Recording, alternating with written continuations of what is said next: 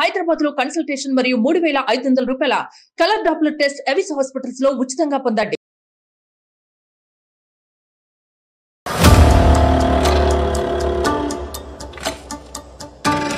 నేను చాలా దీనాల అవస్థలో ఉన్నాను సార్. ఈ చావు కూడా నాకు రావట్లేదండి.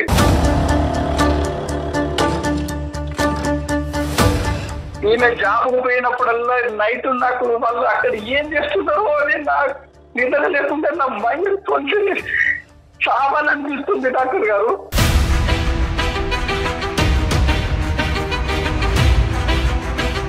మూడు నెలల తర్వాత డౌట్ వస్తే అమ్మాయిని గమనించినప్పుడు పొట్ట పైకి వచ్చినట్టు కనిపించి నిలదీసి అడిగాను.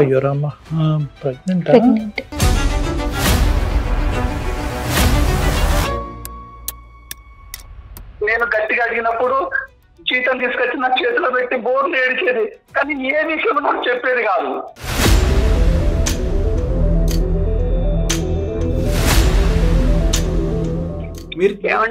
ఆయన నన్ను పెళ్లి చేసుకుంటానని చెప్పారు. ఎవరు? ఆయన పెళ్లి చేసుకుంటా అన్నారు. వాడికి ఇదే పనా అమ్మా? నిన్ను నీ పిల్లాన్ని కూడా చూసుకుంటానని చెప్పారండి.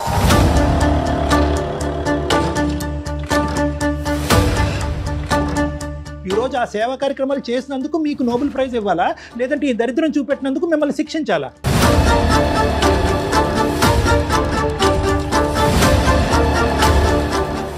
గుర్తుగా బిడ్డ కావాలని అడిగారు. ఈడు ముద్దు తగలయ్యా. కట్టుకున్న భర్తను కూడా ఒక కొడుకులాగా భావిస్తున్నాను. నాకు 2 కొడుకులు, వీళ్ళిద్దరిని కాపాడటం కోసం నేను ఆ పని చేశానంటే అది అసలు ఎంతవరకు కరెక్ట్ అండి?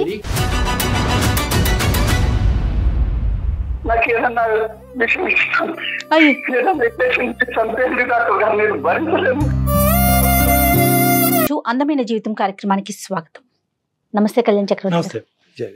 నాగేశ్వరరావు గారండి ఒక ఆయన మనకి మెయిల్ చేశారండి. వైఫ్ అండ్ హస్బెండ్ మధ్య ఇష్యూ. ఆయన మెయిల్లో ఆయన పెట్టిన పదాలు కానీ ఆయన పడుతున్న బాధ కానీ వింటే కళ్ళల్లో నీళ్ళు వచ్చాయండి. ఎలా పెట్టుకున్నాడంటే ఇలా ఫైనల్ గా నాకు చచ్చిపోవాలని ఉంది, ఏదైనా అవకాశం ఇప్పించండి, నన్ను ఎవరైనా చంపేసేయండి, అది త్రూ అంటే అంత బాధ వెళ్ళగక్కున్నాడండి వైఫ్ అండ్ హస్బెండ్ మధ్య ఉన్న ఒక ఇష్యూతో. సో ఇమీడియట్ గా మీతో మాట్లాడాలనిపించింది, మరి ఒకసారి కాల్ చేసేద్దామని. తప్పకుండా జయ గారు. చంపేయండి, నన్ను చంపేయండి అనేటటువంటి వ్యక్తి తన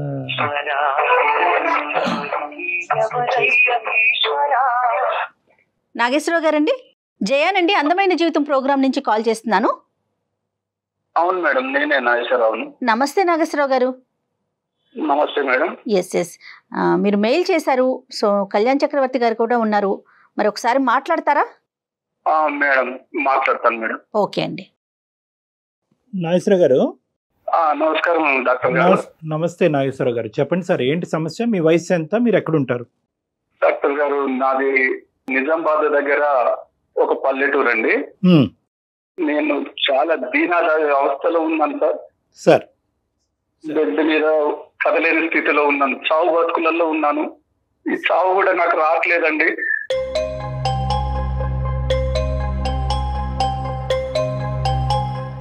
కాదు సార్, అంటే చావు బ్రతుకులు అంటే మంచం మీద ఉన్నారా మీరు? అవునండి, ఒక షుగర్ ఫ్యాక్టరీలో పనిచేసేవాడిని సార్ గత కాలం. ఓకే. అది హై టెన్షన్ వైర్లు ఎలక్ట్రికల్ తగిలి 3వ అంతస్తు నుంచి కింద పడి ఫైనల్ కార్డ్ దెబ్బతిని చావు బతుకుల్లో ఉండి దురదృష్టవశాత్తు బతికానండి.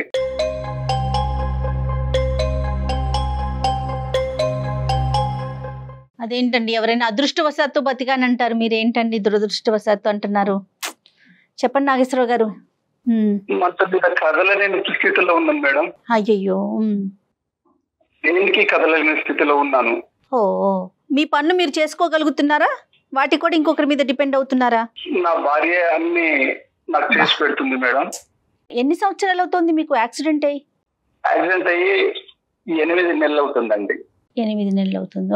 మ్యారేజ్ అయ్యి వివాహం జరగండి పెళ్ళయి 6 సంవత్సరాలండి. ఓకే. పిల్లలండి? పిల్లలు 3 ఏళ్ల బాబున్నాడండి. ఓకే. తనేం చేస్తుంటుంది మీ వైఫ్? ఈ ఒక 8 నెలలు మాకు చాలా ఆర్థిక పరిస్థితి బాగలేక జాబ్ కు పంపించానండి. జాబ్ వెతకంగా ఒక టెలికాలర్ గా జాబ్ నైట్ షిఫ్ట్ లో జాబ్ వచ్చిందండి. Very good. ఓకే, కొద్దిగా సో మీకేమి ఇప్పుడు ఆర్థిక పరమైన భారాలు ఏం లేవుగా ప్రస్తుతం? ఆర్థిక భారాల కంటే మానసిక బాధలే చాలా ఎక్కువగా ఉన్నాయండి. అయ్యో. ఇంకా ట్రీట్మెంట్లు ఏదైనా ఉన్నారంటే, అంటే మెడిసిన్ ఏదైనా వాడాల్సిన పరిస్థితి ఉందా ప్రెసెంట్? చచ్చే వరకు మెడిసిన్ వాడాల్సిందండి.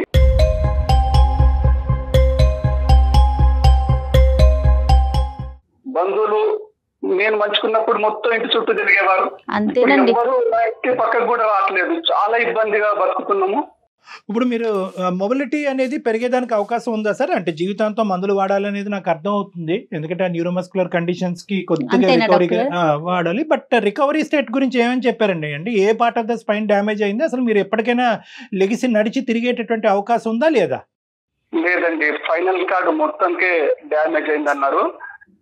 జీవితాంతము బతికినంత కాలము మంచం మీదే ఉండాలని చెప్పారండి. అదేలేండి. అంటే మీరు ఇప్పుడు యూరిన్ గానీ మోషన్ గానీ వీటికి కూడా డిపెండేనా? ఎవరన్నా తీసుకుని వెళ్ళాలా మీరు? నా భార్య తీసుకెళ్తుందండి. చాలా గ్రేట్ లేడీ. నా భార్య చూసుకుంటుందండి అన్ని. ఓపిక్ గానే ఉన్నారా సార్? మరి 8 నెలలు బట్టి ఆవిడ చేయటం అనేటువంటిది పర్లేదా? ఆవిడ ఓపిక్ గానే చేస్తున్నారా? చాలా బాగా చేస్తుందండి. నన్ను బాగా చూసుకుంటుంది. నన్ను నా బాబును బాగా చూసుకునేది. కానీ ఇప్పుడు ఎలా చెప్పాలో నాకు అర్థం కావట్లేదండి. చెప్పండి. నేను భరించలేకపోతున్నాను. నాకు ఏదన్నా విషయం చంపేది డాక్టర్ గారు, నేను భరించలేను.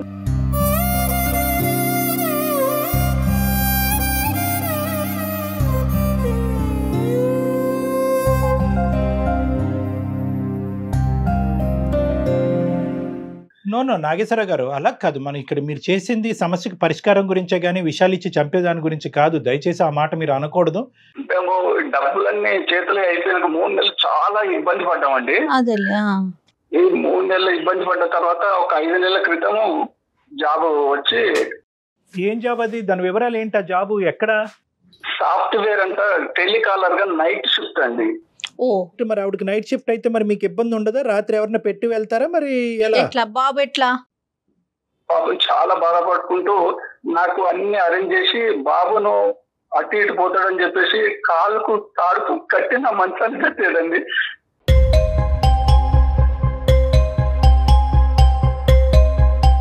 అలా కదా, అంత చంటి పిల్లోడిని తాడు కట్టి మంచాన్ని కట్టవలసినటువంటి ఎవరు లేరా పెద్దలు అటువైపు ఇటువైపు సహాయపడే వాళ్ళు? ఎవరు లేరండి. అదే కదా ఈ పరిస్థితి వచ్చిన కానీ ఎవరు మా దగ్గర కూడా రావట్లేదు.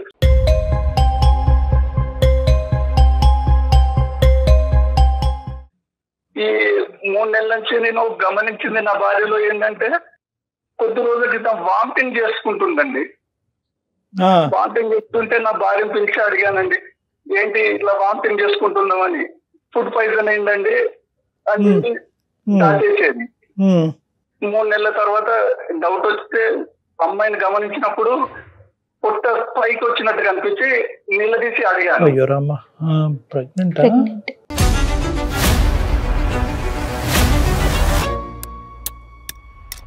ఏంటి నాగేశ్వర గారు, మేము ఏదైతే ఊహించుకుంటున్నాం అదే చెప్పబోతున్నారా? అదే డాక్టర్ గారు, నేను గట్టిగా అడిగినప్పుడు జీతం తీసుకొచ్చి నా చేతిలో పెట్టి బోర్లు ఏడిచేది, కానీ ఏ విషయం నాకు చెప్పేది కాదు.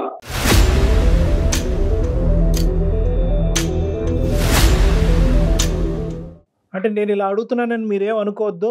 మీరైతే ప్రస్తుతం లాస్ట్ 8 monthsలో ఆ శారీరక పరంగా ఆవిడకి దగ్గర అయ్యేది కూడా ఇంపాసిబులే కదా మీ పరిస్థితి బట్టి? లేదండి, నేను అసలు ఆమెను తాగే పరిస్థితి కూడా లేదు. సో కూడా లేదండి. రైట్. ఇప్పుడు నాకు క్లియర్ గా అర్థమైందిలేండి.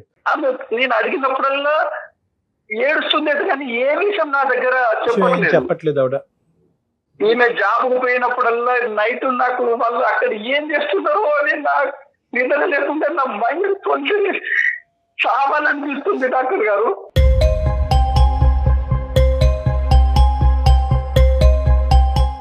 మనకి మెయిల్ చేయటానికి రీజన్ ఏంటండి? నాకు చెప్పట్లేదు కదా, కనీసం మీకైనా ఈ విషయం చెబుతుందో అని చెప్పేసి మీకు మెయిల్ చేశాను డాక్టర్ గారు. ఏ కారణం చెప్పినా కూడా ఈ రోజు నాగేశ్వరరావు గారు తట్టుకోవడానికి రెడీగానే ఉన్నారా? ఎందుకంటే ఇక్కడ ఆబ్వియస్లీ మీ వల్ల కానటువంటి ప్రెగ్నెన్సీ ఆవిడకి వచ్చింది. మరి నిజంగా వాస్తవానికి ఏంటంటే ఇక్కడ ఏ చెప్పినా కూడా ఎవరి వల్ల వచ్చింది అనేటటువంటి ఫ్యాక్ట్ ఒకటి చెప్తుంది, ఎందువల్ల వచ్చింది అన్నది చెప్తుంది, ఉంచుకుంటుందా ఊడుతుందా అనేటటువంటి అంశం గురించి చెప్తుంది. ఈ 3 అంశాలే చెప్తుంది. నాగేశ్వరరావు గారు ఎటువంటి సమాధానానికి మెంటల్గా ప్రిపేర్ అయి ఉన్నారు? డాక్టర్ గారు, ఇద్దరం ఒకే ఇంట్లో ఉండి ఇలాంటి భరించలేను డాక్టర్ గారు. నేను కావాల్సి ఉంటే నన్ను ఏదో అనాథాశ్రమంలో పంపించి తన సుఖం తను చూసుకున్నా పర్లేదు.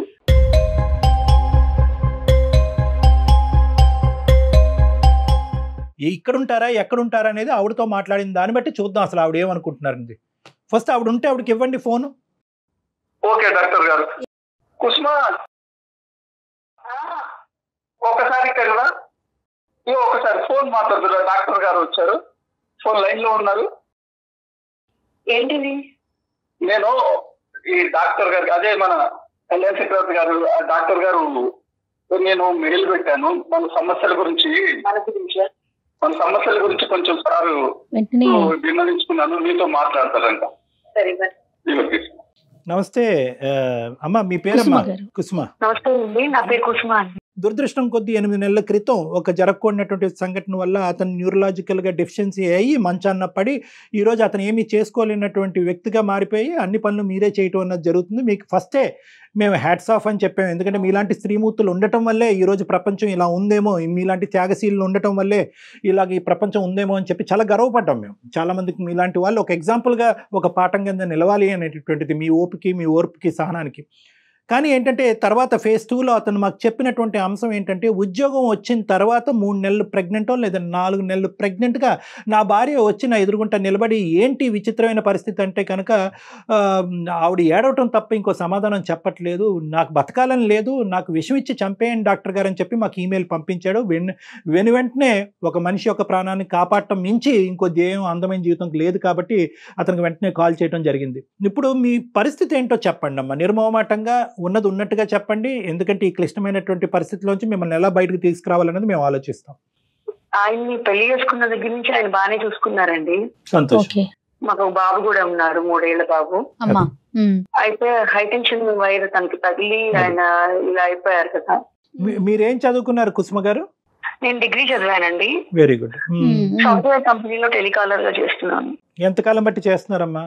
నేను ఒక 5 నెలల నుంచి చేస్తున్నాను. అదే ఎందుకు ఇప్పుడు ఆ జాబ్ నైట్ షిఫ్టేనా, డే షిఫ్ట్ ఉండదు? అది అంటే నైట్ షిఫ్ట్, వాళ్ళు నైట్ షిఫ్ట్ నాకు ఇష్టాను అన్నారండి. అదేలేండి, యూరోపియన్ టైమింగ్స్ అయ్యి ఉంటాయి. ఇప్పుడు పాపం కుసుమ గారికి అవసరం కాబట్టి వెంటనే జాయిన్ అయినట్టున్నారు. నైట్ అంటే పిల్లాన్ని నిద్రపోతాడు, పెద్ద ప్రాబ్లం ఉండదు. పొద్దు నుంచి చూసుకోవాలి కదా పిల్లాన్ని. అదేలేండి, అది కాకుండా వారికి కూడా చూసుకోవాలి కదండి అన్ని రకాలుగా. అంతా బానే ఉంది కదమ్మా, చక్కటి జాబ్ వచ్చింది, భగవంతుడు చూపినటువంటి దారి. మరి ఇప్పుడు ఈ ఒడిదొడికి ఏంటమ్మా? ఇప్పుడు కరెంట్లీ మీరు క్యారింగ్ అని అతను చెప్తున్నారు, ఏంటి ఎంతవరకు నిజం? నిజమేనా అండి?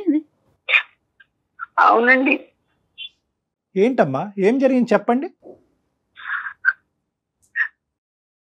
నాకు ఉద్యోగం వచ్చిన ఆయన ఒక 30,000 ఇస్తా, నేను మీ ఇల్లు పోషించుకోవడానికి, నాకు మా ఇంట్లో ప్రాబ్లం ఉంది, నాకు ఉండండి, నాతో ఉండమని అడిగారండి.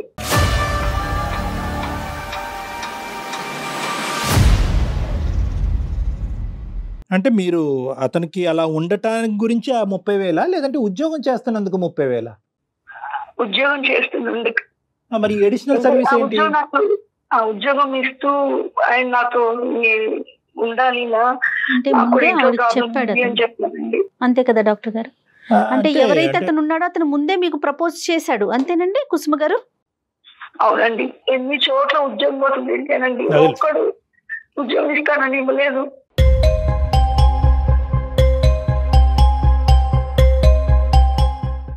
కానీ నా ఫ్యామిలీ నాకు ఇంపార్టెంట్.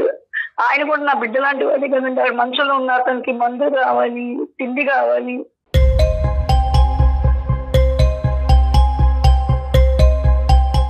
నేను ఏం చేయాలో నాకు అర్థం కాలేదు. నాకు ఆ టైంలో నాకు వాళ్ళే గుర్తొచ్చారు. అదేలే తల్లి, అవసరం మీ చేత తప్పు చేయించింది అని అంటారు, కానీ తప్పు చేయటం అనేది ఒక తప్పు లేదండి. నేను తప్పు కప్పించుకోవట్లేదు, చేశాను. ఎవరు ఏమండి అన్నం పెట్టాలి పిల్లి వాళ్ళని పొద్దున్న లేస్తే నేను వాళ్ళకి నీడ్ అన్ని చూసుకోవాలి కదా, ఎక్కడి నుంచి తీసుకురమ్మంటారు?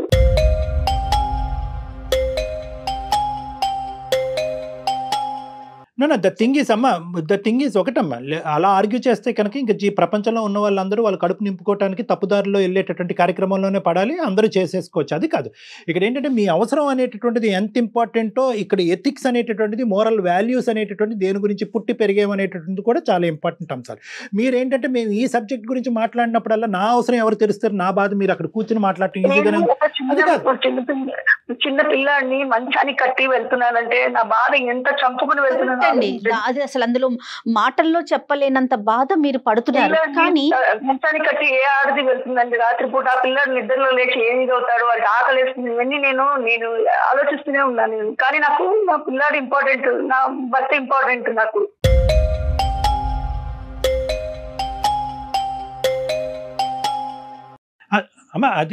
అదంతా మాకు ఇప్పుడు అర్థం అవుతుందమ్మా. But at the end of the day బాబు ఎలా ఉన్నాడు, భర్త ఎలా ఉన్నాడు అని ఆలోచించేటటువంటి స్త్రీ పక్కన ఒక మగాడిని పెట్టుకుని ఆ సుఖాన్ని ఎలా పంచుకుంటదమ్మా? నాకు తెలియక అడుగుతాను. అవసరం కరెక్టే. నేను వయసులో ఉన్నాను, నాకు కోరికలు ఉన్నాయి, కానీ చుట్టుపక్కల వాళ్ళు నీ మగుడు ఇలా మంచంలో పడున్నాడు, నీ బిడ్డ ఇలా ఉంది, నువ్వు వెళ్ళిపో, నీ లైఫ్ నువ్వు చూసుకో అని చెప్పినా కూడా నేను ఎవరి మాటలు పట్టించుకోలేదండి.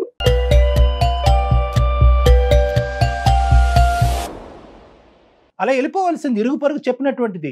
ఈ అడ్డదిడ్డమైనటువంటి దారిలో వచ్చి ఈరోజు అతనికి ఉన్నటువంటి ఈ శారీరక పరమైనటువంటి మంచం పట్టినటువంటి సమస్య అతనికి చిన్న గోరంత కనిపిస్తుంది. ఈరోజు మీరు మనసు విరగ్గొట్టారు చూడండి, అది కొండంత కనిపిస్తుంది అతనికి. మీరు ఇప్పటి వరకు అతనికి ఏ సహాయం చేయకపోయినా పర్లేదు, ఇది చాలు అతని జీవితానికి. చనిపోయాడు డాక్టర్ గారు, చూసుకుంటే ఎలా బతికేది డాక్టర్ గారు.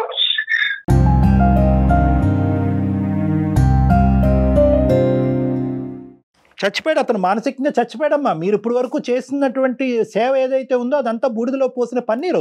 ఇరుగు పొరుగు అందరూ చెప్పారండి వెళ్ళిపోవమ్మా, నీకు వయసు ఉందమ్మా, బిడ్డను తీసుకుని విడాకులు తీసుకుని వెళ్ళిపోమంటే కనుక పద్ధతిగా మీరు వెళ్ళిపోయి ఇంకో పెళ్లి చేసుకుని ఉంటే కనుక ఇతను దిక్కో మొక్కో లేనోటిలాగా ఏ అనాథాశ్రమంలోనే ఎక్కడో ఉండి బతికి బయటపడి ఉండేవాడు. పద్ధతిగానే వెళ్ళింది నా భార్య అని చెప్పి.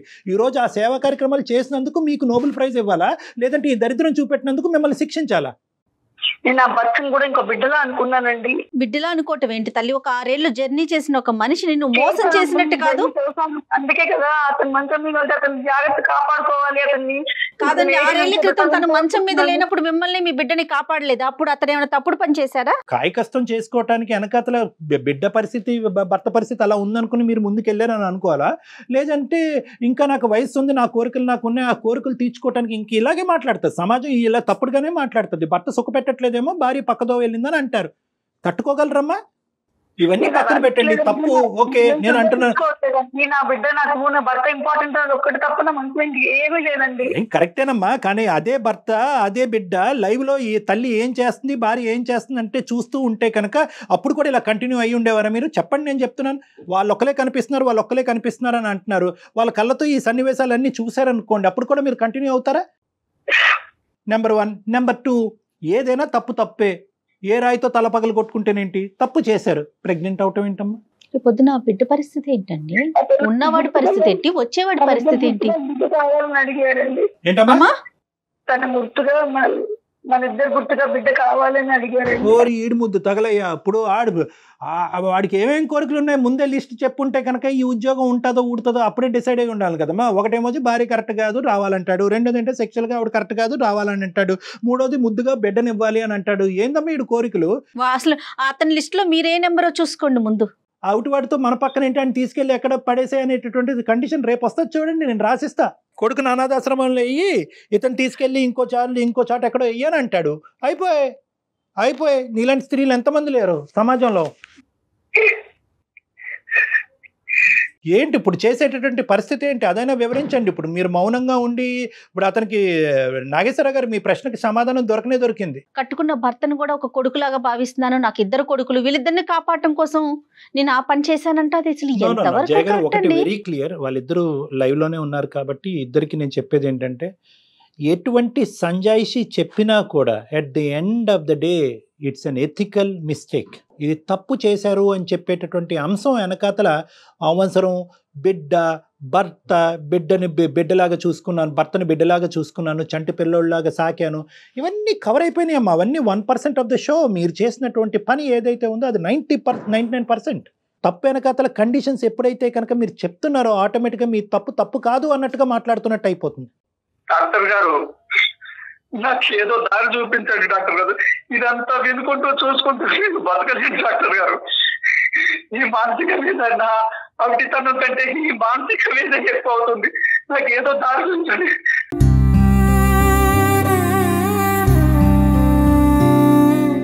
ఒక్క నిమిషం ఓర్పుగా ఉండండి, ఒక్క నిమిషం నాగేశ్వరరావు గారు.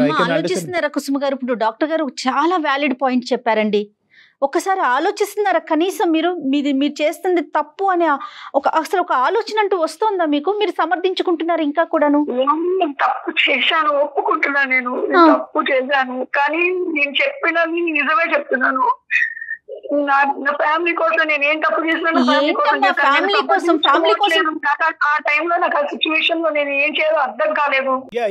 ఓకే, నా అవసరం అలాంటిది కాబట్టి నేను ఇలా దిగజారిపోయాను అనేటువంటి మాట అనుకోకండి. మీరు ఎప్పుడు కూడా నేను ఒకటే పాయింట్ చెప్తున్నాను, మీరు చేసిన ఎంతో మంది దగ్గరికి వెళ్ళానండి, ఒక్కరు సాయం చేయలేదు మాకు. ఎవరు సహాయం చేయలేదు తల్లి, కాదనట్లేదు. ఈ రోజు మీ హస్బెండ్కి ఏం చెప్దాం అనుకున్నారు? ఈ కార్యక్రమం మొదలుపెట్టి ఆ మహానుభావుడితో ఈ పనికిరాని ప్రయాణం స్టార్ట్ అయిన తర్వాత ఆడు ఓన్లీ ఫిజికల్ కాదు, బిడ్డ కావాలని కూడా కండిషన్ పెట్టాడు మహానుభావుడు. చాలా పెద్ద ఎజెండా మీద ఉన్నాడు. ఎంతమందిని కడుపు చేశాడు మరి నాకు తెలియదు. కానీ ఇప్పుడు నీ భర్తకి ఏమని చెప్దాం అనుకున్నావు? ఏమని చెప్పినా కూడా మంచాన్ని మీద పడిన నీ గురించి నేను చేస్తున్నాను, బిడ్డ గురించి నేను చేస్తున్నాను అనే ఒక కథ ఇప్పుడు ఏదైతే మీరు మాకు వినిపిస్తున్నారో, సారీ కథ అంటే కనుక మళ్ళీ మీకు కోపం వస్తుంది, ఇటువంటిది చెప్తే కనుక అతను చల్లబడిపోతాడు అనుకుంటావా? 6 సంవత్సరాల పాటు ప్రయాణం చేసినటువంటి మీ భర్త యొక్క వ్యక్తిత్వం మీకు తెలియదు? చెప్పుకోలేకపోయాను కాబట్టి మౌనంగా ఉండిపోయానండి. లేదు, మౌనం అంగీకారం బేసికలీ కాదు. 3 నెలలు మీరు చెప్పలేకపోయారు, ఇంకొక 6 నెలలు పోయాకైనా చెప్పాలిగా. ఈ రోజు ఆ పెద్ద ఆయన అలా విలపించుకుంటూ మమ్మల్ని అడుగుతున్నాడు. అతను మంచం మీద పడి అతను వెన్నుపోసి ఇరిగిపోయి ఈ కర్మను ఎక్కడ కూడా ఊహించుకుని ఉండడు. లేదంటే కనుక ఎప్పుడైతే వెన్నుపోసి ఎరిగిందో ఇది ముందుగానే తెలిస్తే కనుక ఆ రోజే విషయం మింగి చచ్చిపోయి ఉండేవాడు అతను. చెప్తున్నాను నిజంగా, ఎందుకురా దేవుడా బతికించేవని అంటున్నాడు అతను. ఇప్పుడు ఈ సమస్యకి పరిష్కారం డాక్టర్ కళ్యాణ్ చక్రవర్తి చెప్పాలా, కుసుమ చెప్పాలా? మీరు ఆయన నన్ను పెళ్లి చేసుకుంటానని చెప్పారు. ఎవరు? ఆయన పెళ్లి చేసుకుంటా అన్నారు. వాడికి ఇదే పనా అమ్మా? నిన్ను నీ పిల్లాన్ని కూడా చూసుకుంటానని చెప్పారండి. ఓకే, ఇది కూడా. సో మొత్తం అన్ని కండిషన్లు మాట్లాడుకుందాం. ఒకటి ఏంటంటే భార్యతో గొడవ కాబట్టి నువ్వు ఉండాలి, రెండోది ఏంటంటే ఆవిడ ఫిజికల్గా ప్రాబ్లం కాబట్టి నువ్వు సెక్షువల్గా నన్ను సుఖపెట్టాలి, బిడ్డను కావాలి, ఫైనల్గా పిల్లోడిని కూడా కనాలి. ఇంక ఇది రాలేదేంటి? మీ ఆయన మెడ పట్టుకుని బయటకు గెంటాలి అనేది రాలేదేంటమ్మా? ఇవన్నీ డాక్టర్ గారు, ఇంకా చేయాలి డాక్టర్ గారు.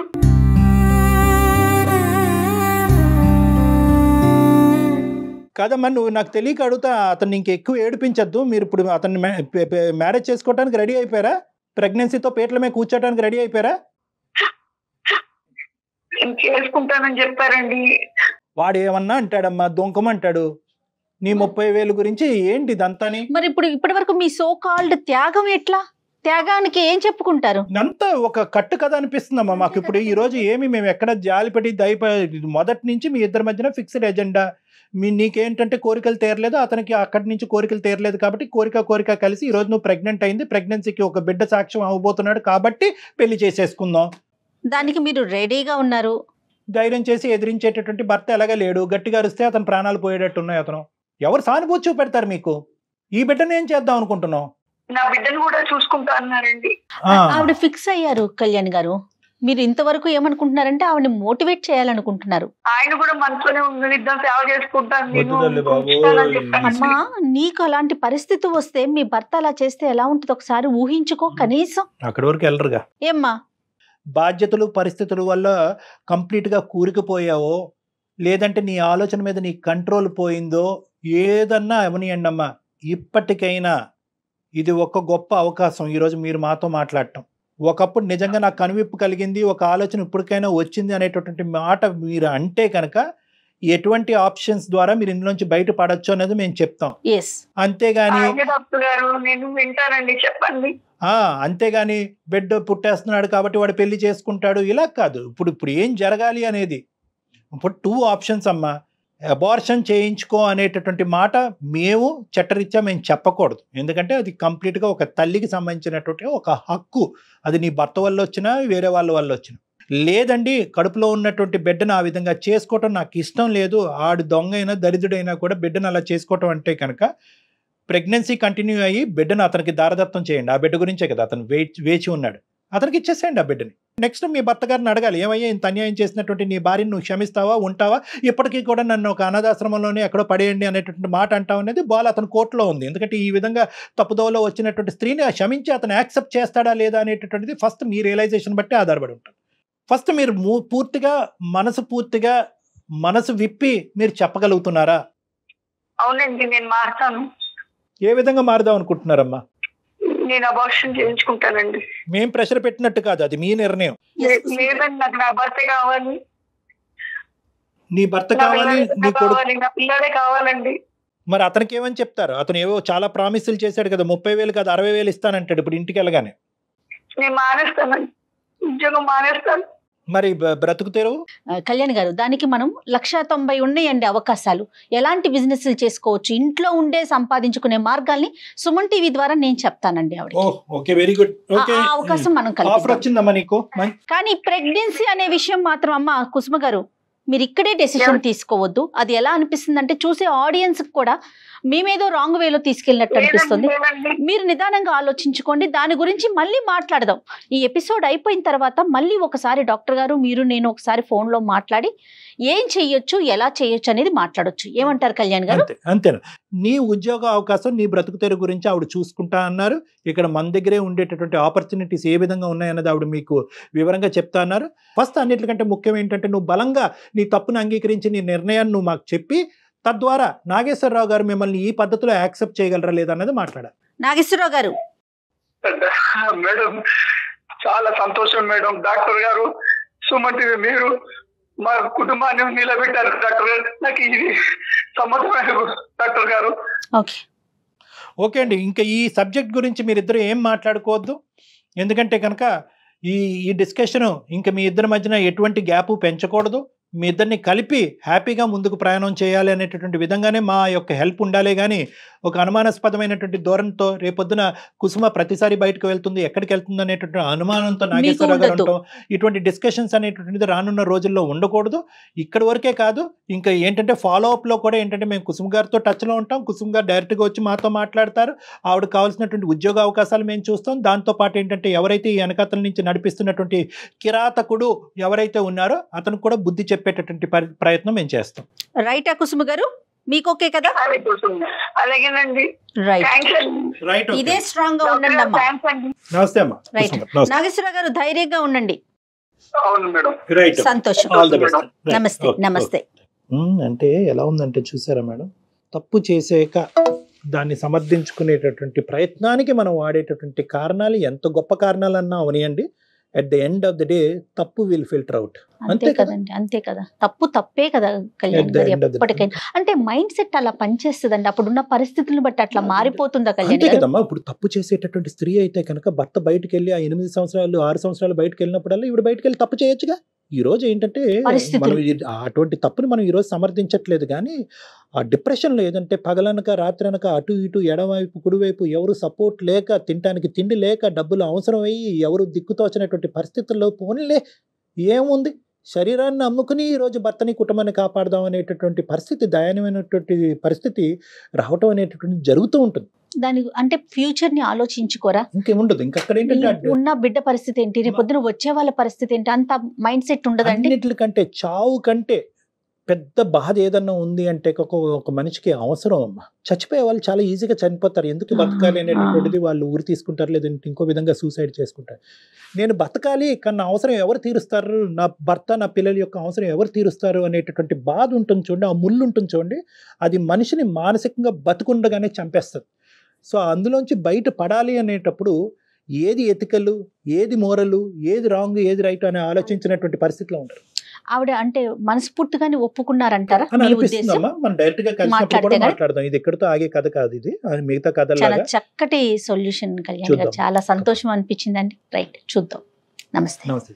2 తెలుగు రాష్ట్రాలలో మొట్టమొదటి factory outlet jewellery shop Mukunda jewelleries.